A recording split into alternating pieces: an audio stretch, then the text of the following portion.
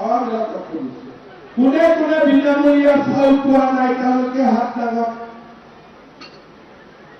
10 ঘৰ 15 ঘৰে পোৱা নাই, ডিচিয়ে শুনি আছে। এতিয়া 100 টকা ঠিক আছে 2000 পাব। এতিয়া আপোনালোকে মোক কওক 20 তাৰিখে অৰুণোদয় মহিলাসকলে কি পাব? কি পাব? মই অলপ কাণত কম কৰো। কিমান পাব? পাব জানো? কোনে ক'লে পাব বুলি? মই ক'লো, সঁচাই কৈছো না মই?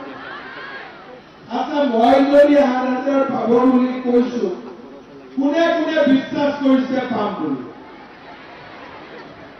চবে বিশ্বাস কৰিছে। কিজানি মই এনে কৈছো,